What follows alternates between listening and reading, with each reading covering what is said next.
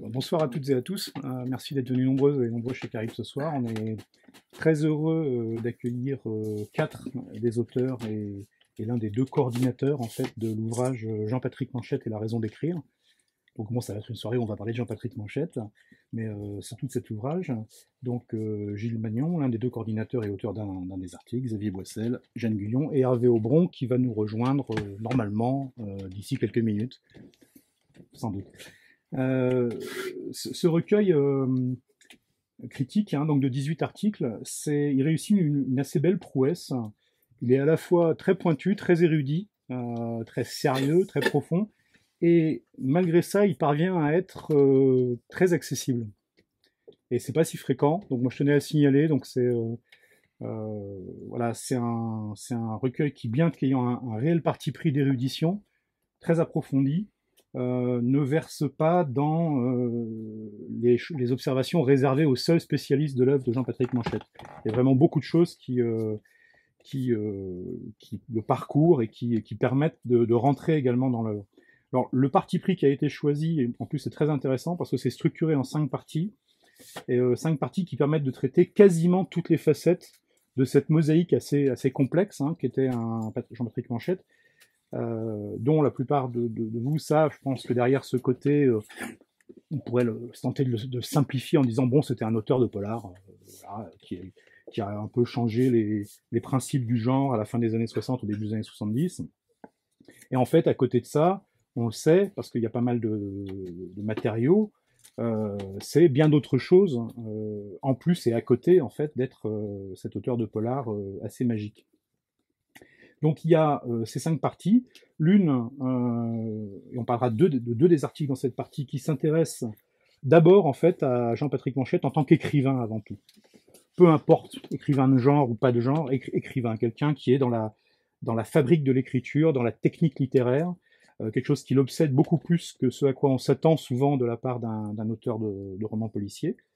Il y a une deuxième partie qui là est vraiment sur le genre polar, que signifie Manchette à l'intérieur du genre. Une troisième partie, après il va falloir quand même que je regarde parce que voilà, une troisième partie qui est, alors que moi je décrirais, c'est peut-être pas exactement, et ça Gilles pourra peut-être la décrire de façon plus précise tout à l'heure, qui s'appelle Manchette écrit large, et qui pour moi représente ce qui est rare aussi chez un auteur, l'extrême variété des sources de la culture, du background sur lequel s'appuie Manchette, qui était un lecteur féroce, hein, boulimique, éclectique, qui lisait vraiment de tout, et à des cadences parfois impressionnantes. Ce qu'on sait par sa correspondance ou son journal, on va en parler tout à l'heure avec Jeanne. Mais ces 3 articles, en fait, nous montrent bien la façon dont ça lui permet d'avoir accès à une palette d'écriture très supérieure à ce à quoi on peut également s'attendre. La 4e partie, qui s'appelle assez joliment Manchette s'échappe, point d'interrogation, va vers d'autres composantes très importantes de l'auteur.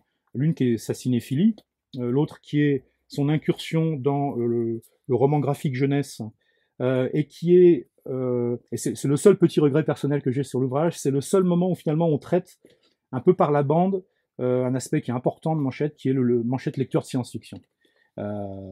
Mais comme Gilles Magnon le remarquait tout à l'heure, c'est un aspect qui est peut-être moins documenté que d'autres, hein, on n'a pas autant de sources, donc c'est plus difficile de se prononcer sur ça, mais pourtant c'est important.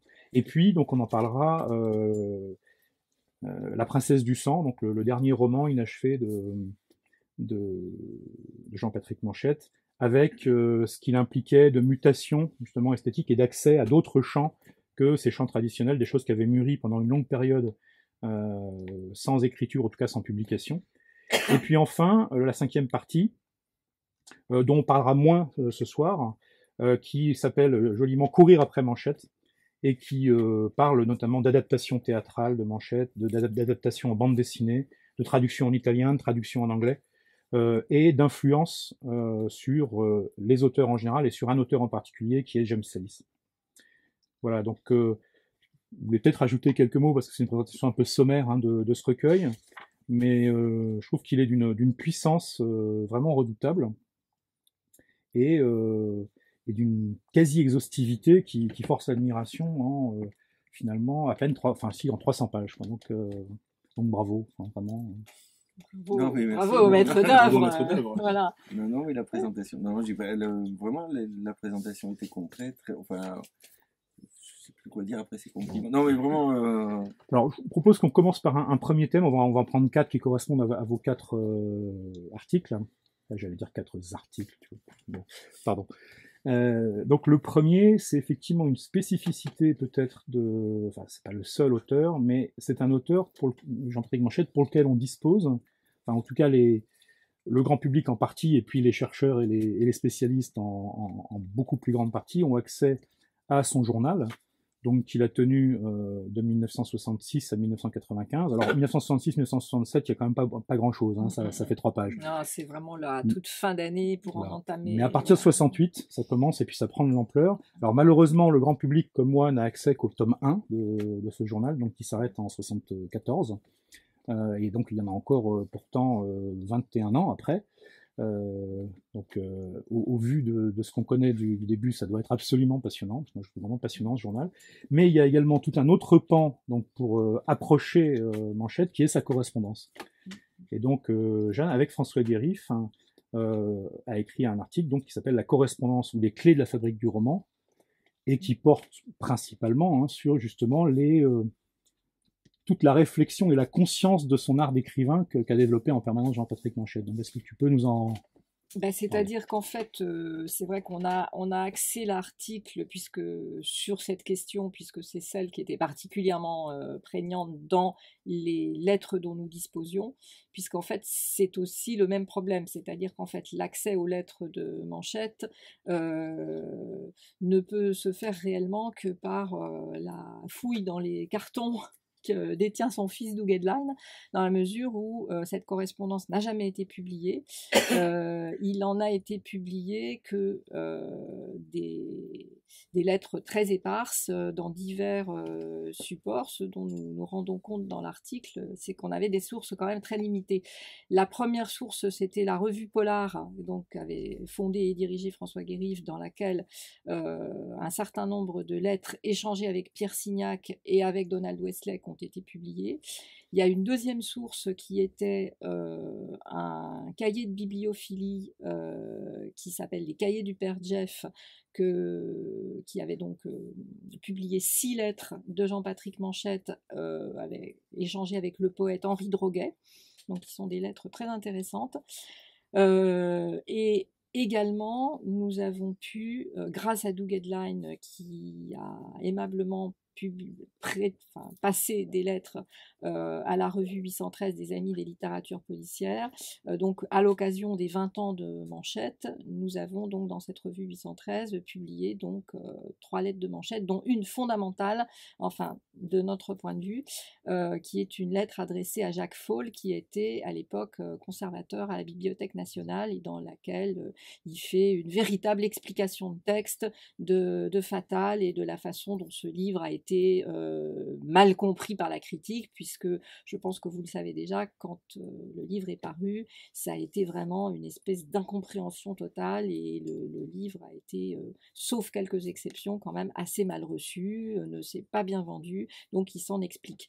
Sachant qu'il avait déjà été refusé par la série noire. Oui, et qu'il est finalement paru en blanche. Voilà, je comprends un petit peu la lecture du livre. On peut comprendre évidemment que le livre est, en tant que roman policier, on va dire, dérouté. Voilà. Et donc, voilà les textes dont on est parti, les lettres dont on est parti, sachant que là, François n'est pas là pour le raconter, mais voilà, c'est une anecdote quand même assez intéressante, même si elle est au départ assez triste. C'est que Jean-Patrick Manchette avait en Pierre Signac une sorte d'alter ego. Il était vraiment très très proche de lui à tout point de vue. Ils avaient vraiment une relation d'amitié très très très forte. Et ils ont donc échangé pas mal de lettres. Il se trouve que Pierre Signac vivait seul en banlieue, voilà, à Aubergenville, et qu'il est mort seul dans son appartement, et que comme c'était quelqu'un qui était quand même un peu ours, c'est au bout de 3 semaines que ses voisins se sont inquiétés en disant mais alors, mais sa Clio, il sort pas faire ses courses, c'est quand même très bizarre, ses volets sont fermés, truc qui est quand même étrange. Et puis finalement, c'est même, j'allais dire, l'odeur qui a alerté les gens, et on l'a, hélas, retrouvé mort. Donc dans tout ça, Pierre Signac, qui n'avait pas de famille à part un frère, ce frère est arrivé, a fait vider l'appartement par un brocanteur, donc tout ça s'est fait extrêmement vite, et en fait on a pu sauver une partie des papiers de Pierre Signac, manuscrits, lettres justement, parce qu'en fait tout simplement une amie du polar s'est aperçue qu'il y avait des livres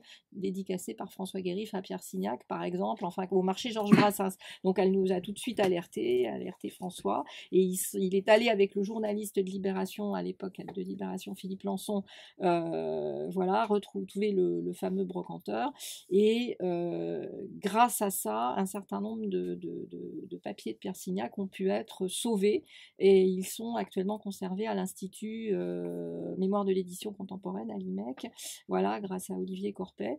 Et donc, dans l'affaire, j'y arrive quand même à Manchette, le brocanteur a donc dit à François, mais puis voilà, puis il y a les lettres, il y a des lettres, voilà, mais prenez-les parce que voilà. Et donc c'est comme ça que du coup François a été en possession donc d'originaux de lettres écrites par Manchette à Signac. Sachant que ces lettres, bon ben là il y a eu un facsimilé reproduit, un facsimilé dactylographié, c'était majoritairement ce que faisait Manchette, et là bon je n'ai malheureusement pas pu pour toutes sortes de raisons apporter mon ordinateur pour vous montrer un petit peu l'écriture manuscrite de Manchette, parce qu'il a aussi écrit quand même, bon c'est pas la majorité de ses lettres qui étaient, comme je vous le disais, dactylographiées, mais il écrivait quand même aussi des lettres à la main, et il se trouve que malheureusement, après l'écriture de l'article, on a eu par l'association 813, donc un des membres qui,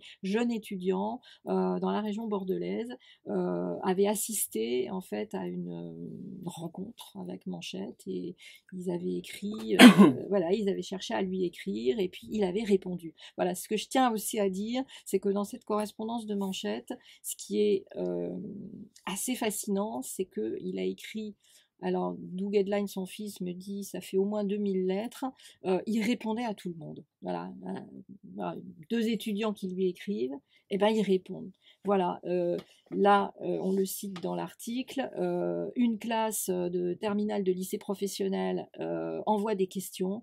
Il répond, et il répond de manière extrêmement détaillée, point par point et tout. Donc il avait une espèce de méticulosité, et il avait vraiment à cœur de faire ça, et bon, ben, son fils nous l'a précisé, il consacrait en général dans une semaine un temps dédié à la correspondance qui pouvait aller jusqu'à, mettons, une journée où il écrivait 6 lettres d'un coup, et voilà, donc ça c'est quand même assez remarquable, et là vraiment, bon, ben, on n'en a eu qu'un tout petit aperçu, mais qui est quand même intéressant, parce que ce sont des lettres qui sont majoritairement échangées avec un conservateur de la Bibliothèque nationale, avec sa traductrice allemande, avec Pierre Signac, donc autre auteur, avec Donald Westlake, également auteur, et avec le poète Henri Droguet. Donc on a, comment dire, d'où aussi la fabrique, parce que il parle énormément dans ces lettres-là de littérature, et quand il répond aussi aux élèves de terminale, il leur parle de, voilà, comment il écrit ses romans, qu'est-ce qu'il fait, et c'est un éclairage évidemment très intéressant.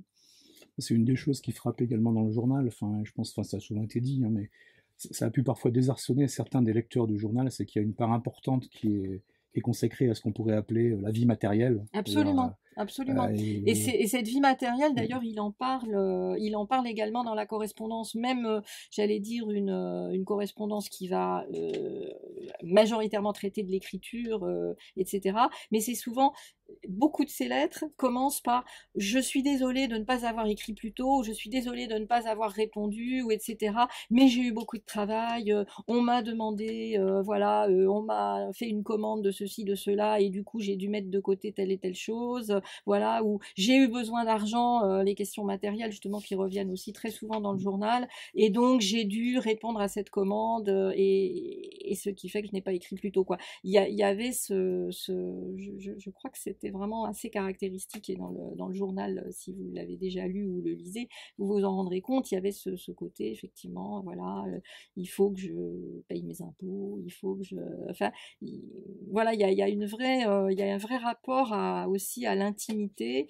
Mais ça, on va certainement y revenir parce que ça nous amène sur un domaine beaucoup plus large, mais du métier d'écrivain. Et Manchette était, l'article en particulier de Christian Roux dans le livre parle de l'art et de l'artisanat. Nous en parlons aussi en rapport avec la correspondance. Et c'est vrai que la question artisanat, la question métier était vraiment extrêmement importante pour lui parce que ça revient tout le temps.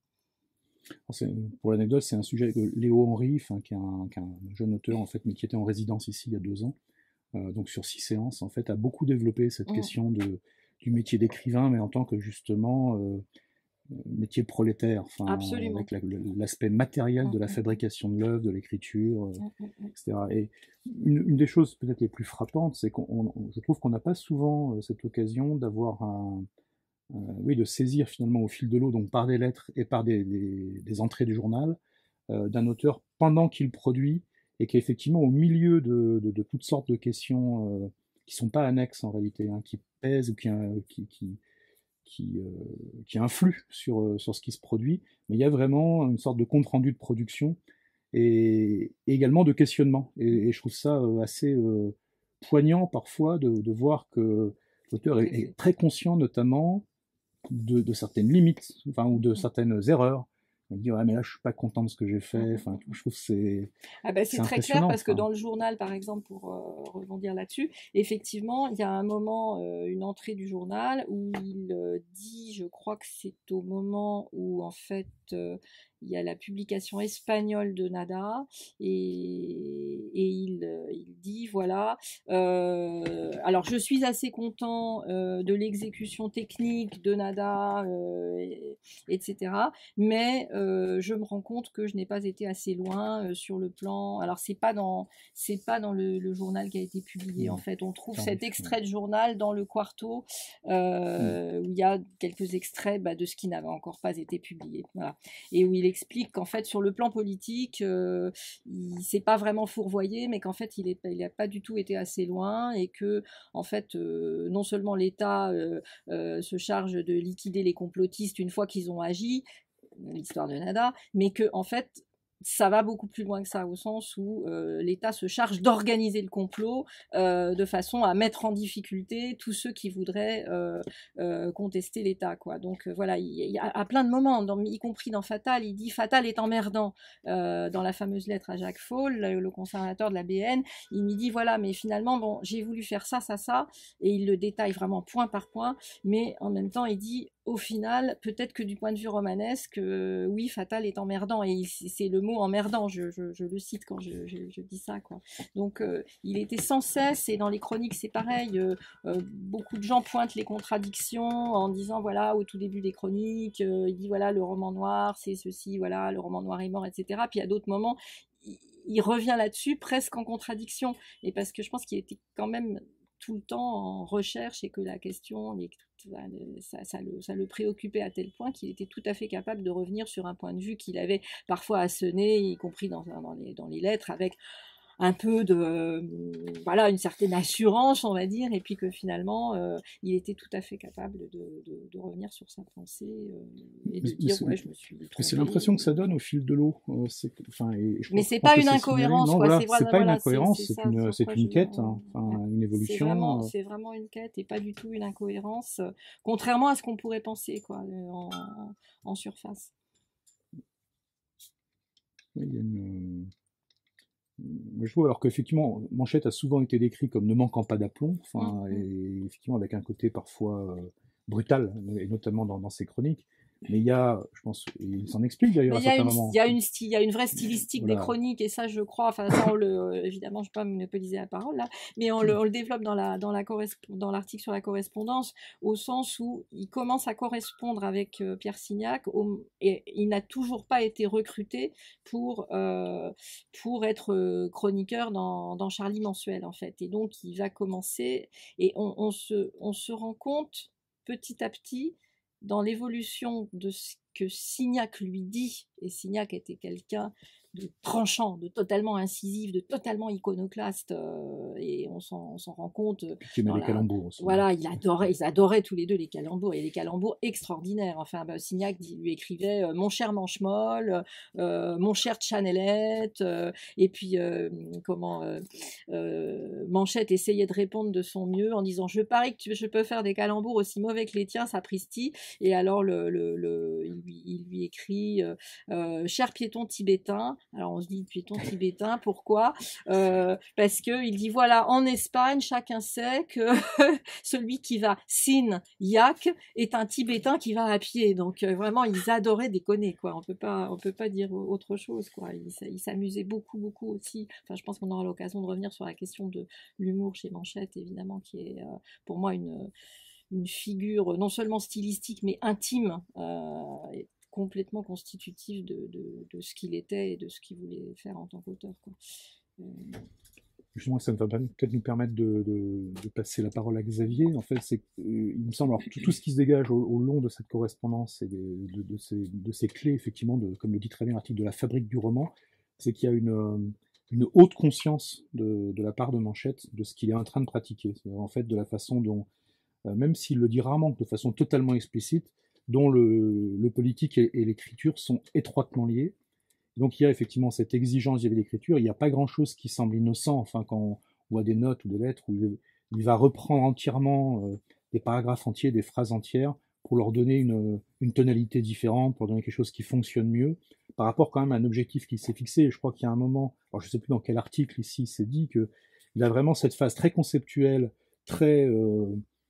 ce roman, il faut qu'il parle de ça, donc avec un côté message, projet et tout, et ensuite une phase vraiment d'exécution extrêmement minutieuse, qui peut être très longue, qui peut être très, très vive à certains moments. Et donc il y a vraiment ce travail, et c'est pour ça que j'aime beaucoup cet article que Xavier a intitulé « Derrière les lignes ennemies », qui est la façon dont l'écriture va être utilisée effectivement pour néanmoins fomenter un ou plusieurs projets politiques tout au long, donc avec un rapport à la politique qui, là encore, est flagrant dans l'œuvre, évidemment, mais aussi mise en scène d'une façon assez particulière dans le journal, puisque le journal, donc pour ceux qui l'ont lu et pour les autres, se compose de notes tout à fait personnelles, mais également de collages d'articles de journaux, et même de rubriques qu'il appelait historiographie, où il prend en fait quelques phrases qui donnent le ton qui lui semble significatif de quelque chose qui est en train de se passer, ou de quelque chose qui est là, posé sur le paysage. Donc il y a une conscience aiguë de l'environnement social, politique et historique, hein, et donc la façon dont ça influe son écriture. Oui, pour moi c'est quelque chose qui est dans l'ordre d'une articulation, comme tu l'as dit, très, très aiguë, et surtout qu'il y a une conscience très, très haute et très forte à la fois de ce qu'il fait et de ce qui se passe à l'époque dans la société française, sur le plan politique. Il faut quand même un peu revenir en arrière et voir qu'au début des années 60, Manchette, avant d'écrire, c'est aussi un militant. Il va militer dans un groupuscule qui s'appelle La Voix communiste, qui est un groupuscule en fait qui est dirigé par un ancien pabliste, qui a été exclu d'ailleurs de la 4e internationale, une figure de pabliste qu'on va retrouver aussi dans Nada. Et il milite, il est très jeune, il n'est pas majeur, il a 19-20 ans, pendant la guerre d'Algérie. Et alors ce qui est intéressant aussi, c'est qu'il milite dans ce groupuscule avec Dominique Manotti. Donc ça c'est assez savoureux. Et alors Dominique Manotti raconte qu'il faisait des dessins, des caricatures au sein de la Voix communiste, et bon, parallèlement il essayait aussi de beaucoup jouer du saxophone. Et donc en fait dans sa prime jeunesse, il a un passé trotskiste. Enfin il est plus ou moins trotskiste. Enfin oui, il est trotskiste, hein. Donc il est dans une forme de marxisme un peu hétérodoxe, comme ça. Et puis il se pose aussi des questions d'écriture. Et c'est aussi un lecteur de Hegel et de l'esthétique de Hegel. Donc il y a beaucoup de choses, hein, qui vont se mettre en place à ce moment-là. Et moi je pense, hein, que c'est quelqu'un qui s'est très tôt senti écrivain et qui a d'abord dans un premier temps fait ce qu'on appelle aujourd'hui de la littérature blanche, et qui s'est rendu compte très vite que la littérature blanche était rentrée dans une sorte de cul de basse-fosse comme ça, enfin d'impasse, hein, qu'elle n'arrivait plus à dépasser cette esthétique moderniste qui avait été mise en place dans les années 20 avec Dada. Et donc il y a des tentatives d'écriture dans le numéro de la revue Temps Noir, il y a des textes de jeunesse. Où il cessait de la littérature blanche et qu'il considère d'ailleurs comme un échec parce que ça ressemble pour lui à du robe grillé. Et donc on a un Manchette qui est d'abord militant, qui va au charbon, qui va se battre avec la police, etc. Bon. Et puis progressivement, donc on a un Manchette aussi qui va essayer d'écrire. Donc voilà, moi ce qui m'a intéressé, c'est de voir comment il a pu articuler donc une écriture qui soit révolutionnaire, qui soit politisée. Enfin, comment il a voulu, si on veut un peu paraphraser Benjamin, comment il a voulu politiser l'esthétique. Voilà, parce que c'était la grande phrase de Benjamin à la fin de l'œuvre d'art à l'heure de sa reproductibilité technique. C'est donc les nazis ont inventé l'esthétique de la politique, nous devons politiser l'esthétique. Donc c'est quelque chose de très brechtien. Et moi je pense qu'on peut pas dissocier les deux chez Manchette. C'est quelque chose qui est indissociable. Et ça fait partie du lot. Alors après, dans les années 60, il va un peu abandonner le trotskisme, mais il va s'intéresser, à mon avis, aux deux mouvements qui sont les plus féconds dans ces années-là, qui sont le socialisme ou barbarie, donc Castoriadis, Lyotard et Lefort, et surtout l'international situationniste. Et il les lit très tôt, il les lit dès 65, 66, et les situationnistes vont lui apporter, à mon sens, l'armature conceptuelle qui va lui permettre de comprendre le monde à la fois dans lequel il est et de comprendre l'esthétique.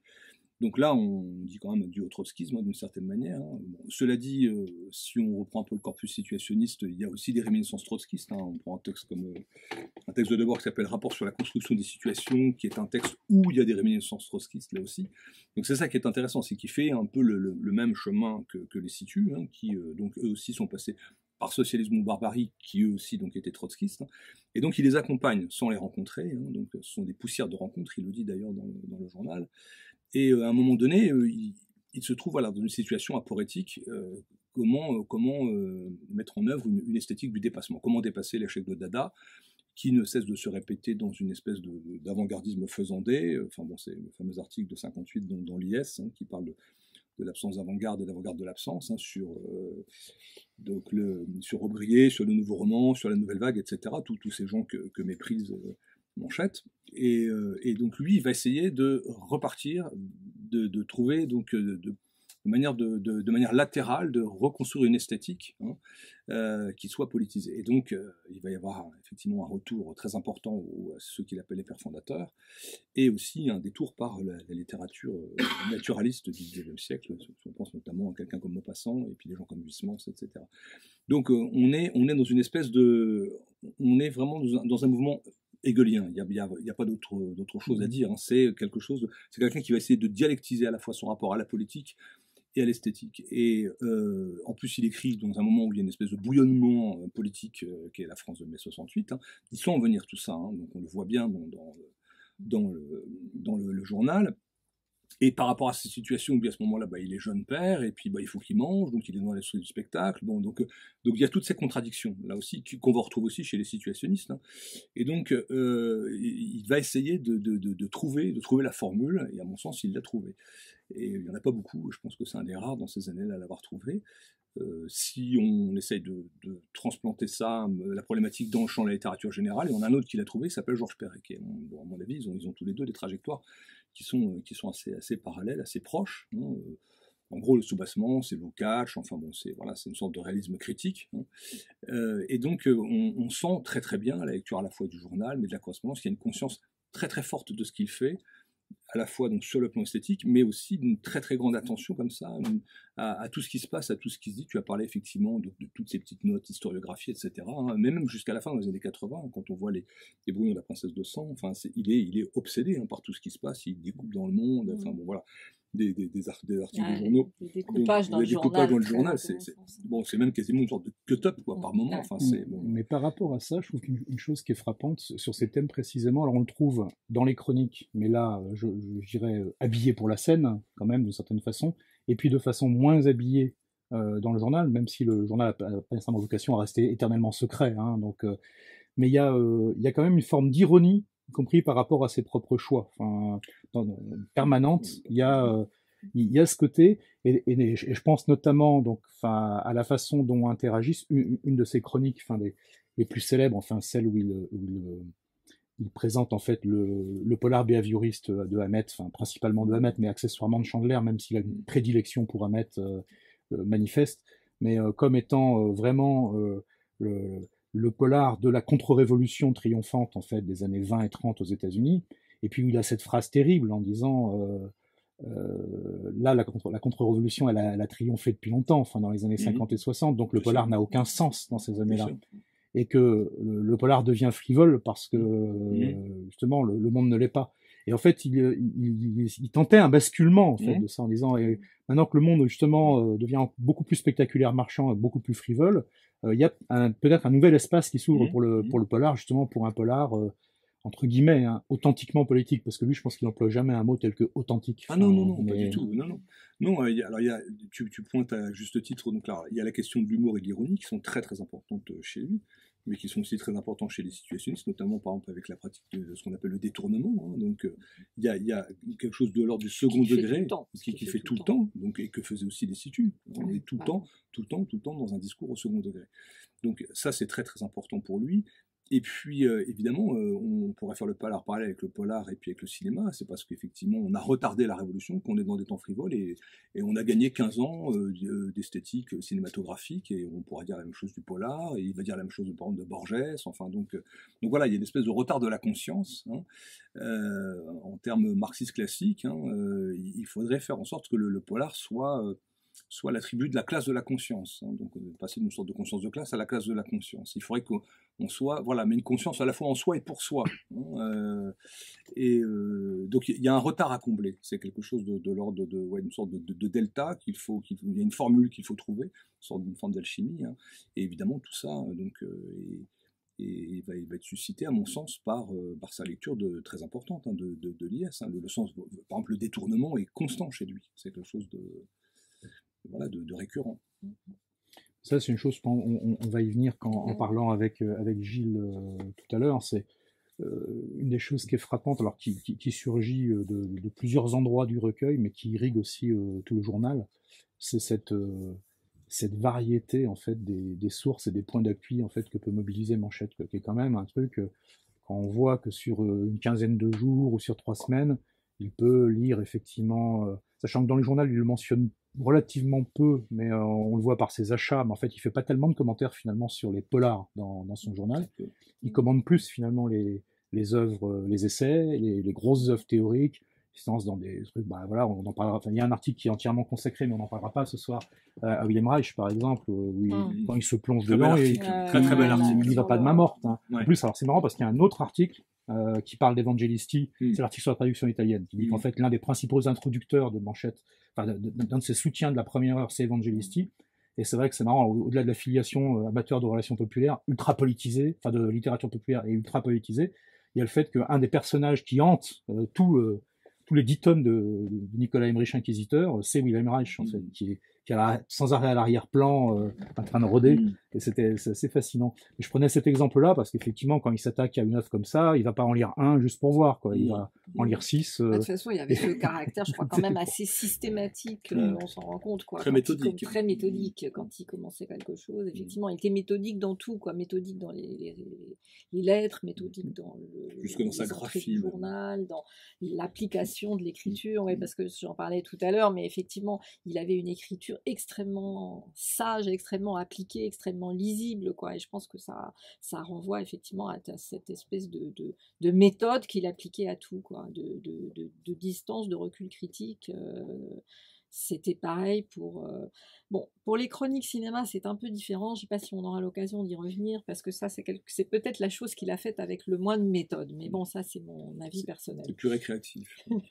Mais dans un des articles, on dit que c'est aussi c'est sur les chroniques cinéma qu'il sentait qu'il avait le moins de liberté, notamment parce que la cadence était beaucoup plus précise et fixée, et puis que le matériau lui imposait quand même de chroniquer des choses qu'il avait au fond pas très envie de chroniquer. Raison pour laquelle il a arrêté de le faire, et pour laquelle d'ailleurs après il a envoyé son fils voir les films. C'était l'histoire de l'agoraphobie est certainement exacte, mais il n'y avait pas que ça. Je pense qu'il y a un moment donné, ça l'a moins intéressé aussi.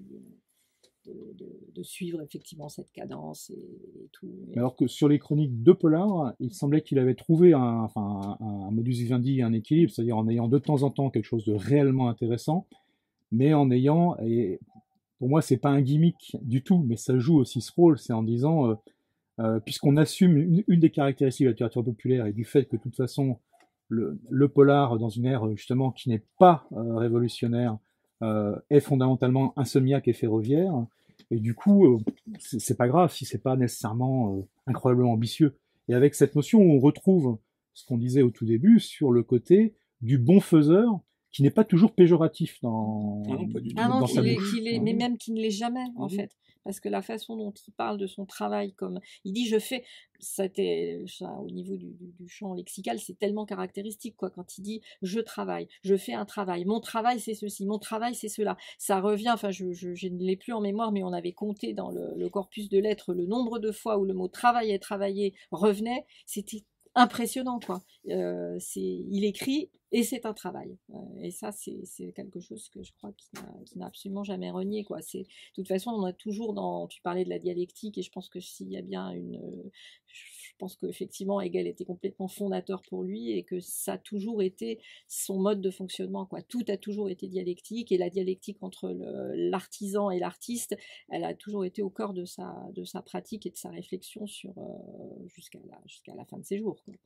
Y compris avec une forme de souffrance par moment presque, enfin alors physique est peut-être un grand mot, mais pas très loin. Je pense notamment, et ça c'est dans le journal, à la phase où il bloque à un moment, enfin sans bloquer parce qu'il continue à s'y atteler. Hein, il dit pas je vais laisser reposer 6 mois. Là, c'est sur la fin de Audingo au château où à un moment sur les 40 dernières pages, il n'arrive pas à s'en sortir.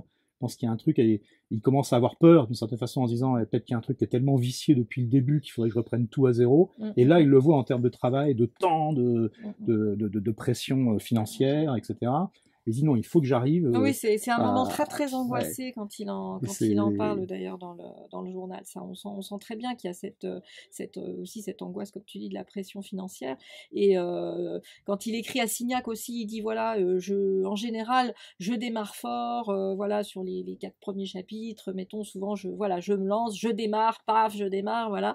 Et puis il dit, et parfois, comme ça a été le cas pour le Petit Bleu de la côte ouest, je m'accorde une pause réflexive, et il dit, et la pause réflexive peut parfois durer 6 mois, quoi. C'est vrai que on sent bien que rien n'est facile, quoi.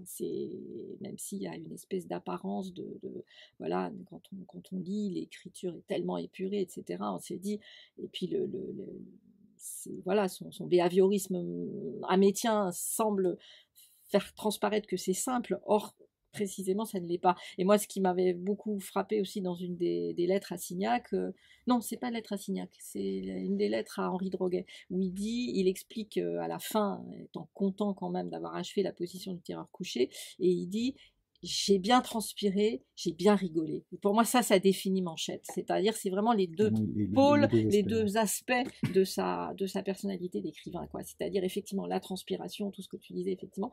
Et puis, ce côté, voilà, quelque part, si on ne s'amuse pas, mais ayant une haute idée de l'amusement, eh bien, quelque part, c'est raté. Donc, transpirer, rigoler, pour moi, ça l'englobe, quoi. J'aime bien cet aspect qui ressort de ce que vous dites tous les deux, et qui est appuyé par certains des autres articles, c'est qu'on est effectivement plus dans une fabrication, mais cette fois au sens artisanal et ouvrier en fait du terme, et non pas fabrication au sens de la poudre aux yeux, mais dans une fabrication plus que dans une construction. Parce qu'une des lectures qui transparaît souvent avec une lecture classique, c'est de dire bon, l'œuvre romanesque, hein, je parle que de l'œuvre romanesque de Jean-Pierre Manchette, c'est construite pierre après pierre, partant de A pour arriver à Z, avec une progression de roman en roman, chacun étant mieux écrit et plus travaillé que le précédent. Alors je pense que je ne crois pas que c'est comme ça lui que lui le voyait, et c'est une tentation de dire bon bah finalement le point d'aboutissement, et justement c'est pour ça que je prépare de passer à la princesse du sang soigneusement, et donc on arrive à la position du tireur couché en se disant bon voilà c'est un sommet, c'est le sommet de l'art. Et ça n'a jamais été mieux écrit. Fatal, c'est un truc qu'on met un peu à part, justement, on sait pas trop par quel bout le prendre. Est-ce que c'est un ratage complet, est-ce que c'est une expérimentation? C'est comme ça que ça a été présenté par les attachés de presse, en disant non, mais c'est expérimental, c'est pas vraiment du Manchette. Il y avait une gêne, hein, presque par rapport à ce livre-là. Et puis en revenant a posteriori, et parfois avec 10 ans de recul sur les premiers, c'est-à-dire sur les collaborations, on le sait, très houleuses avec Jean-Pierre Bastide, enfin particulièrement sur le deuxième, parce que sur le premier ça s'était bien passé, et puis après avec la brouille qui est devenue peu à peu monumentale. Enfin, mais ensuite il y a effectivement ce temps, ce temps de latence. Alors il ne reste pas du tout inactif, on le sait, il fait beaucoup de choses, mais il n'y a plus d'écriture, et après on voit surgir 14 ans plus tard. Il faut se méfier d'une lecture a posteriori qui serait trop linéaire. Ah, mais enfin, totalement. Je pense, hein. Ah, mais c'est exactement ce que je disais. En plus, lui, il n'en donne aucun témoignage de ça. C'est pas du tout sa vision, semble-t-il. Non, à mon avis, effectivement, c'est pas possible de voir une progression. La seule chose qui transparaît, c'est que tous les livres sont différents, finalement. C'est-à-dire que il y a juste dans une lettre où il dit quand même que la position pour lui est un aboutissement. Ça, il le dit. Oui, voilà. voilà. Mais c'est tout. Effectivement, l'idée de la linéarité, absolument. Et l'idée de marche d'un escalier à franchir, elle serait complètement, hors de propos, quoi. Mais c'est ce qui rend difficile d'en parler parfois aussi, c'est que finalement, ce qu'on peut dire sur un livre risque d'être contredit par un autre livre, etc. Et que donc, il y a quelquefois, on a l'impression qu'il y a quelque chose qui est de l'ordre du zigzag, ou en tout cas la volonté de ne pas rester sur quelque chose et de presque contredire le succès qu'il a eu sur quelque chose en partant ailleurs. Parce que je pense qu'il y a aussi quelque chose, au-delà de la chose intellectuelle, il y a quelque chose qui est de l'ordre de l'humeur. Et que je pense qu'il y a comme il le dit lui-même, la joie mauvaise de contredire, et que très souvent, il est dans une sorte d'agacement, soit de ne pas être compris, soit d'être compris, ce qui pourrait être encore pire. Enfin voilà, et donc ce qui le fait partir toujours dans une forme d'insatisfaction qui peut prendre des proportions dantesques. Donc justement, tu écris un très bel article sur ce point d'orgue inachevé qu'est la Princesse du Sang, donc qui succède à une longue période sans publication, en tout cas sans publication romanesque, et que tu as sous-titré L'esthétique des mauvais temps, bon, à la fois parce que c'était le nom du projet d'ensemble, mais aussi parce que ça correspond bien à cette notion de mauvais temps. Je trouve que c'est intéressant parce que même il y a eu pas énormément d'ailleurs, il me semble, de presse ou de battage finalement autour de ce roman-là, et c'est dommage parce qu'il y a énormément de choses pour un roman de la Princesse inachevé. du Sang. Ouais. Quand on l'a sorti, on a eu quand même un beau dossier de presse. Ouais, mais pas énormément par rapport à ce. C'est-à-dire que ce qui était un peu décevant. Les journalistes étaient déçus. Non. Les journalistes étaient déçus. Je pense qu'il y a eu deux choses en fait. C'est-à-dire que les journalistes, évidemment, c'est un roman inachevé, donc forcément, il y a une forme de déception, même si après, il y avait quand même un synopsis relativement précis de là où il voulait aller, en tout cas sur le plan scénaristique. Et de deux, je pense que ça a été un, entre guillemets, événement éditorial et qu'on a beaucoup plus glosé dans la presse sur l'événement éditorial, sur rivage public par rapport à Gallimard. Enfin, ça a été vraiment beaucoup axé là-dessus. Et puis finalement, pas tant que ça replacé dans la globalité de l'œuvre de Manchette, dans le projet, etc. Il y a eu peu. Ce qui était décevant, c'était qu'il y a eu peut-être peu de papier vraiment de fond là-dessus. Mais heureusement, Gilles est. Parce que c'est une des choses de fond, que Gilles pointe, je pense, extrêmement finement, c'est de voir pendant ce temps de latence en fait sans publication. Il y a eu, et le roman en témoigne, une accumulation de matériaux, et qu'en fait, ce travail de continuer à visionner en permanence ce qui se passe en fait politiquement, économiquement, socialement dans le monde, c'est pas interrompu un seul instant.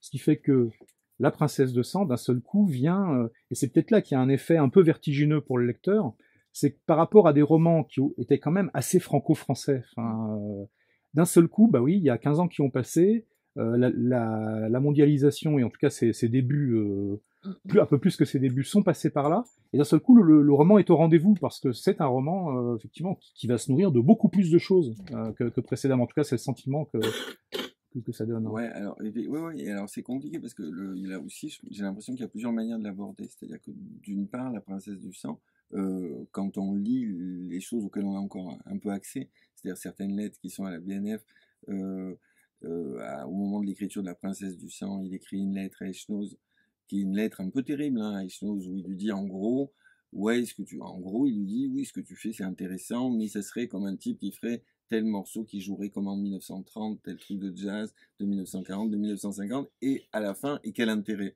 Bon, voilà, la lettre, elle est assez terrible, il lui dit, je suis plus du tout sur ce terrain-là, et en gros, je suis plus sur quelque chose qui est engagé.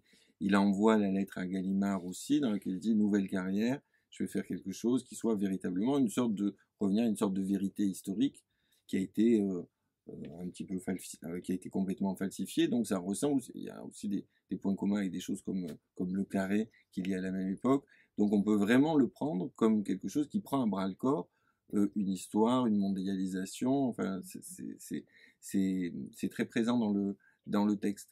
Et en même temps, pour moi, mais je dis bien pour moi parce que je pense qu'il peut y avoir plusieurs perspectives, l'étrangeté du livre, c'est qu'à la fois il est plein du monde d'une certaine manière, et d'ailleurs ça peut aussi faire penser à ce qu'a fait, parce qu'étrangement, Manchette fait aussi ce que fait Elroy, c'est-à-dire à commencer par faire des histoires criminelles, et puis après il veut réécrire l'histoire, donc il a un projet énorme.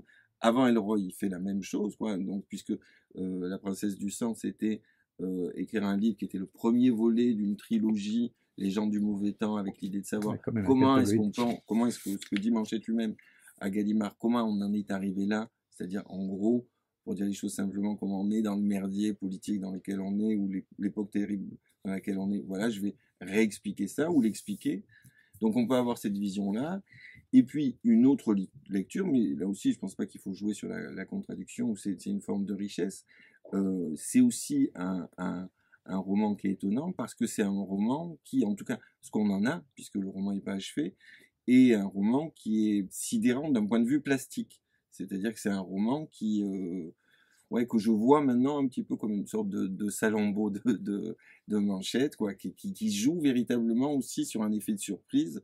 Voilà, on est habitué aux petites histoires criminelles de Manchette, très françaises, avec quelque chose qui serait de l'ordre du second degré, de la dérision, etc. Et je pense qu'une des beautés de La Princesse du Sang, c'est qu'elle joue, enfin le roman joue beaucoup sur une forme de grande machinerie comme ça, très premier degré, très très fastueuse, très hollywoodienne. Enfin voilà, il y a une beauté enfin voilà, une volonté d'arriver à cette forme de beauté plastique évidente du roman. Est-ce que tu ne crois pas aussi que c'était le moment où il avait commencé à traduire Rostomas, qui sont des romans aussi très politiques, très mondialisés, avec des aventures qu'on peut qualifier d'internationales. Et donc, il était plongé aussi dans la traduction de Rostomas. Et est-ce que ça ne l'a pas quelque part influencé? Non, c'est une question. Oui, c'est possible. Je suis pas du tout. C'est une question que je me suis posée, mais après, la différence quand même, c'est que autant Rostomas est effectivement dans ce type d'intrigue très complexe, autant il y a quelque chose chez Manchette qu'il n'y a pas du tout chez Rostomas, c'est-à-dire le goût des scènes d'action. C'est ça que c'est-à-dire que on a beau dire, un des principaux charmes de La Princesse du Sang, c'est c'est-à-dire que le roman est à la fois, on peut le prendre de deux manières, on peut dire à la fois La Princesse du Sang, c'est la théorie du spectacle et la suite de la théorie du spectacle, etc. Mais c'est aussi le goût du spectacle au sens premier de Manchette, parce qu'on a quelque chose qui est et encore on a quelque chose, c'est là où c'est absolument terrible, quoi. Ça commence sur une immense scène, un duel entre quelqu'un qui a un couteau et une arme à feu, donc voilà. Et quand on voilà le sable, le parent, et quand on regarde les dossiers préparatoires, il avait prévu une course-poursuite, il avait prévu, enfin, toute la machinerie, l'arrivée des hélicoptères, etc. Enfin voilà, des choses qu'on n'a pas nécessairement en littérature, mais auquel il donne une forme de noblesse incroyable, quoi. En fait, tout à coup, il y a une manière de hisser des choses de culture populaire à un niveau de très grande beauté plastique. Et aussi, tu le mentionnais, comme la station-service dans Le Petit Bleu. Enfin, l'embrasement de la station-service dans Le Petit Bleu. Oui. Mais il y a aussi, je crois que tu le mentionnes, le fait qu'il est aussi très sensible en fait aux caractéristiques d'une forme littéraire donnée, qu'il maîtrise à la perfection, même s'il glose pas nécessairement sans arrêt dessus, il sait exactement le truc, et on sait qu'il suit quand même le développement de la forme thriller, qui est un développement vraiment des années 70, qui n'existait pas sous cette forme-là avant, c'est-à-dire que et Le Carré en étant l'un des porteurs, c'est-à-dire qu'on n'est plus dans le roman d'espionnage justement des années 60, on passe dans le thriller, dans le techno-thriller, qui arrive de ça, avec des auteurs ultra grand public comme Ludlum, et ça c'est des choses qu'il suit quand même de près, avec cette façon d'arriver à insérer l'esthétique de l'action, en fait, dans la visée géopolitique, quoi, qui est une chose qui est en fait une nouveauté de la fin des années 70, début des années 80, esthétiquement, et qu'il est le seul, à ce moment, au moment où il écrit La Princesse de Sang, il est le seul en France à à travailler ce matériau-là, en fait, puisque ça viendra après. Bon. Et je trouve que le rapprochement que tu fais avec Elroy, moi, me semble vraiment très, très pertinent, quoi. C'est vraiment juste ça, parce qu'il y a effectivement, je trouve le même souci chez Elroy de, comme il dit, embrasser et puis réécrire l'histoire selon ses propres critères, comme il dit, et en même temps, formellement, que ce soit quelque chose d'extrêmement abouti et ce goût des scènes, justement, assez flamboyantes, d'une très grande, qui font une très grande impression, j'allais dire, sur la rétine mentale. Enfin, tu vois, je trouve qu'on a ça chez Elroy exactement de la même façon qu'on le trouve aussi dans La Princesse du Sang. Quoi. Je pense qu'il veut véritablement faire un roman excitant. Oui. Aussi. Enfin, voilà, c'est un truc qui tienne complètement en haleine, qui joue sur le suspense, qui se joue sur des choses qui sont des choses très très premier degré. Et je pense aussi, enfin je crois, que c'est aussi une réaction lui-même à une époque, comme il est toujours dans une sorte de malaise ou d'inconfort par rapport à des choses qui ont tendance à devenir des facilités, qui privilégient le second degré, une forme de dérision.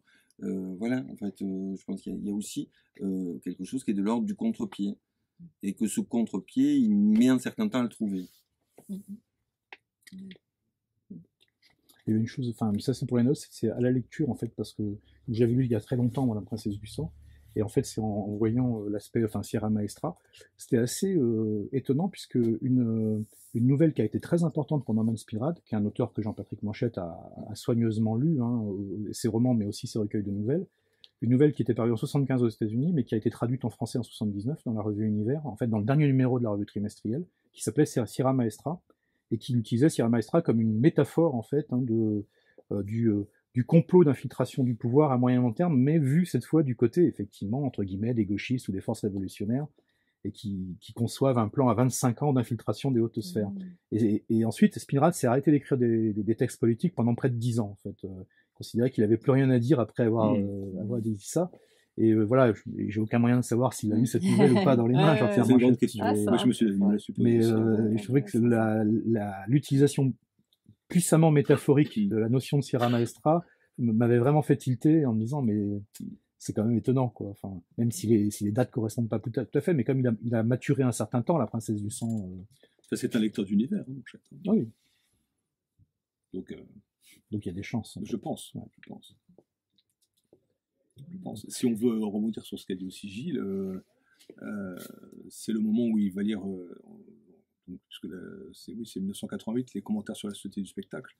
Donc c'est le moment où il va relire effectivement le dernier Debord, avec la notion de spectaculaire intégré. Donc là aussi, encore une fois, sa trajectoire accompagne les thèses de l'US. Et avec encore cette façon, comme tu l'as bien dit, d'intégrer comme ça des scènes qui sont peut-être d'une violence inouïe, fastueuse, et en même temps qui frappe la rétine, comme tu dis, presque au sens balistique du terme. Enfin, la scène d'ouverture de La Princesse du Sang est proprement époustouflante.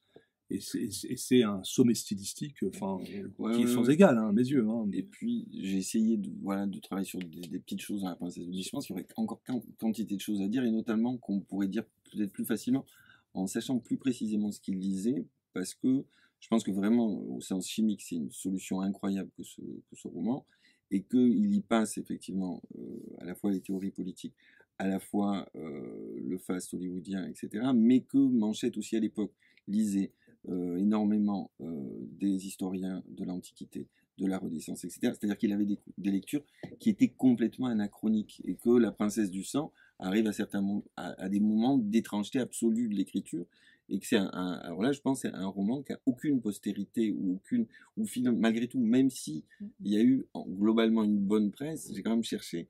En gros, personne n'a rien dit. Enfin, il n'y a rien eu de. Sur le fond. Voilà, sur le fond. Non, sur le fond. Voilà, sur le fond. Ah non, c'est sûr. La presse parlait surtout des chroniques, etc. Mais il y a une sorte de malaise, enfin, malaise c'est peut-être beaucoup, mais finalement, on n'en disait pas grand-chose, parce qu'effectivement, c'est tellement atypique et difficile à caractériser. C'est difficile à caractériser, et puis le fait est que les gens, je veux dire, on est dans des papiers de journalistes aussi, dont on est dans un temps rapide, on n'est absolument pas dans un temps long comme là les réflexions que tu as pu mener ou qu'on a. Voilà, je pense que on pouvait peut-être pas non plus demander plus que ce qui finalement est paru dans la presse, parce que ça aurait sous-entendu que les gens auraient fait des recherches, auraient réfléchi à l'ensemble de l'œuvre de Manchette. Et puis comme il y avait eu effectivement cette interruption, donc de toute façon c'est arrivé, voilà, un peu, j'allais dire, de manière un peu... Les gens étaient plus dedans, oui, je crois que c'est exactement ça. C'est une publication posthume, et que, voilà, je crois que, bon, donc moi je pense qu'il ne faut pas du tout jeter la pierre aux journalistes qui ont rendu compte de la publication. Bon, voilà, et après, c'est un peu à nous aussi, précisément, de faire ce travail. Et puis bon, là, si on pouvait avoir la publication de la suite du journal, ça permettrait justement de mettre tout ça en parallèle, de porter des éclairages. Et ce que tu dis sur les lectures, ce que Doug, son fils, évoque justement de ce que Manchette pouvait lire au moment où il était dans la gestation. Il y a aussi tous ce qu'on peut appeler les préquels, les essais qu'il avait fait avec Iris, par exemple. Et on voit déjà, rien qu'avec Iris, qui devait s'appeler Kulturkampf au départ, il avait déjà fait plusieurs versions de début, en disant il faut absolument que je résolve, c'est ce que tu dis, la scène d'ouverture de La Princesse du Sang est éblouissante, et il cherchait déjà avec Iris, antérieurement, une scène d'ouverture éblouissante. Et dans le journal, il dit à un moment donné, voilà, je crois avoir trouvé la façon de m'y prendre pour que ce soit spectaculaire. Et si vous regardez le quarto, d'ailleurs, on voit les différentes versions qui sont très différentes en fait. Enfin, elles sont d'une certaine façon semblables, mais en même temps, elles sont très différentes. Et ça, je crois que ça nous amène bien à mieux comprendre aussi ce qui est à l'œuvre dans la Princesse du Sang, quoi, qui laisse plein de regrets, parce que effectivement, là, on est justement avec ces scènes-là. Moi, ce qui m'avait frappé quand on avait reçu le manuscrit au moment de la publication, c'est moi, je me suis surprise totalement à lire ce texte avec une identification totale, alors que c'était pas ma lecture de Manchette normalement, quoi. Moi, j'ai lu ça comme, je sais pas, comme on se jette sur une bande dessinée, ça a été un plaisir, mais une espèce de plaisir total, quoi. Ouais, genre beaucoup plus charnel le lecteur redevient, voilà, c'était hyper incarné. Le lecteur redevient quelque part, retrouve une espèce de part d'enfance qui pour moi n'a jamais été complètement absente même du reste de l'œuvre de Manchette, mais voilà. Et là, j'avais l'impression que il se lâchait littéralement là-dessus, quoi, même si la forme était extrêmement maîtrisée, quoi. Donc il avait peut-être finalement trouvé sa fameuse martingale, c'est-à-dire entre la distance, qui a été toujours son souci, et puis en même temps le fait d'incarner les choses qu'il ne voyait pas comment faire avant, quoi. Et là, je trouve que pour le coup, on est arrivé à quelque chose de... Enfin, moi, ça m'émeut beaucoup, quoi, ce texte. Pas seulement parce qu'il est inachevé. Mais parce que je pense aussi que ça fait se rejoindre plusieurs choses. C'est-à-dire, c'est Manchette qui le dit au moment sur La Princesse du Sang. Je ne sais plus dans quelle interview. Il dit: je suis revenu sur mes traces.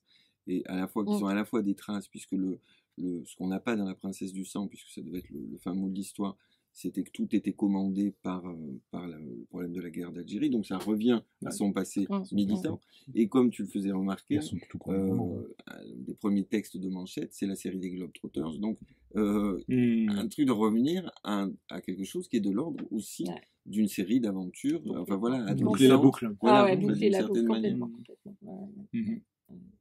Oui, c'est vrai que la guerre d'Algérie a une part très importante dans ce roman encore, avec l'opposition avec les messalistes, et le FLN.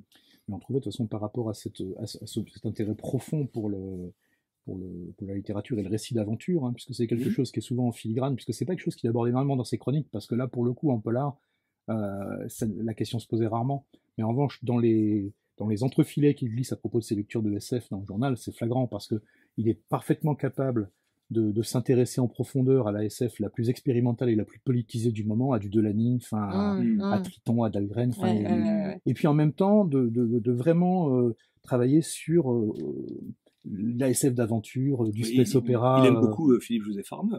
Ça, c'est quand même c'est symptomatique. Des gens comme John Brunner. Pas le monde du fleuve. Non, oui, pas celui-là. Pas du tout. Mais bon, c'est un écrivain qui l'a lu méthodiquement. Ouais. Donc alors, ce qui serait un biais pour étudier la SF, un des biais dont on dispose, c'est ces chroniques de jeux pour Métal Hurlant, puisqu'il y a des chroniques dans lesquelles il est un des premiers à chroniquer et les jeux vidéo et les jeux de rôle, puisque tu parlais du caractère méthodique de Manchette. Vous ne pouvez pas croire, malgré ce qu'on dit sur le caractère. Il a la même méthode pour chroniquer la bonne paye, hein, puisque mais en revanche, sur les jeux de rôle, il y aura un biais, c'est que, enfin, pour les jeux de rôle en tout cas, c'est que 95% de la production dans ces années-là, entre 75 et 85, elle était fantasy et pas SF. Et il y avait que 2 jeux de SF en fait, enfin Traveller et puis Battlestar.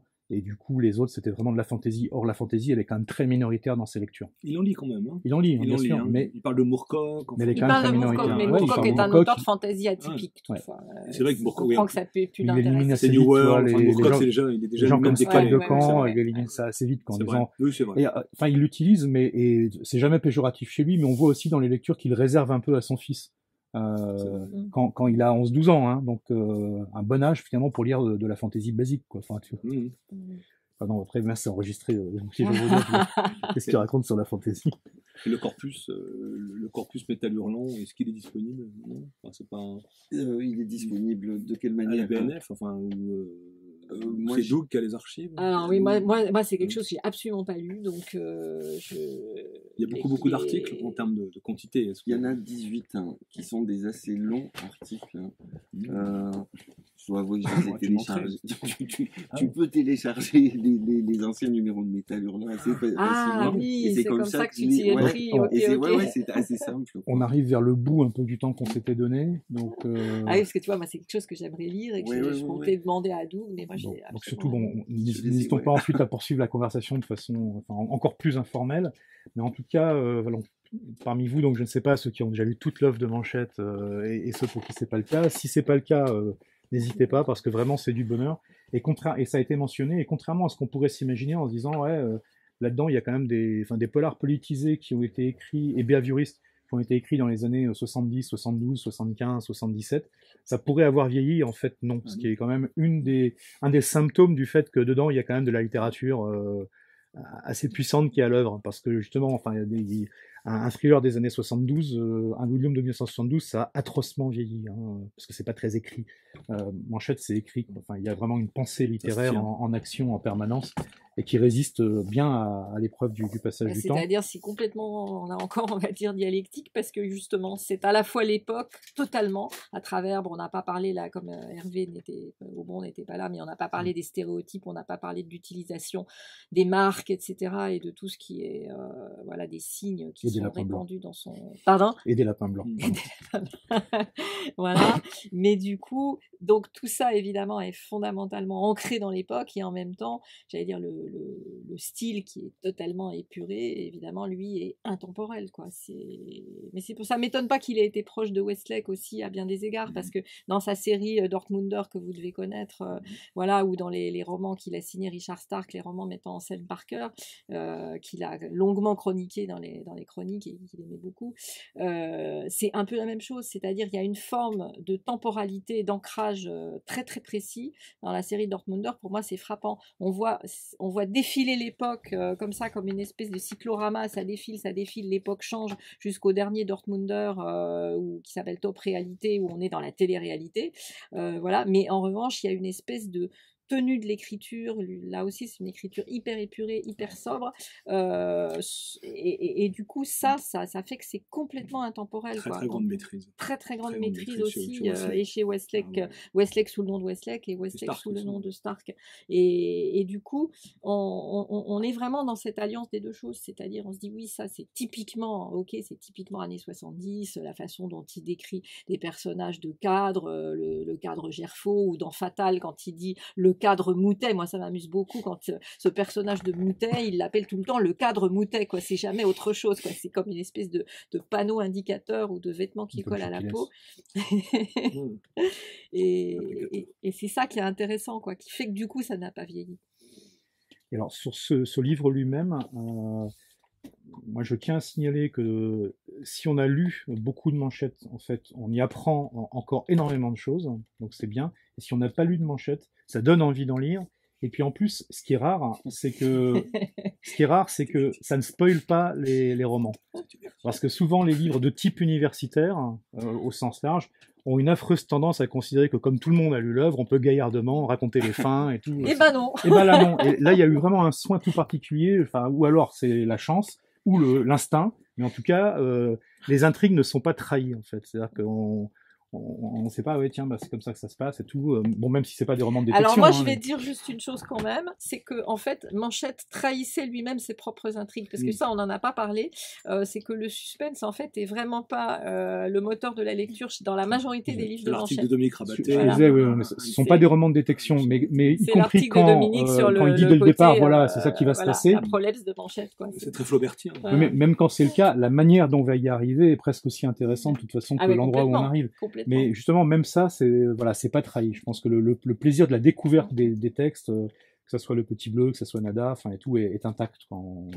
Et c'est important, enfin pour moi, enfin parce que je trouve que quand même ça fait partie du plaisir de la lecture, quoi qu'en dise Flaubert et quoi qu'en dise Manchette, en partie par coquetterie à mon avis. Voilà.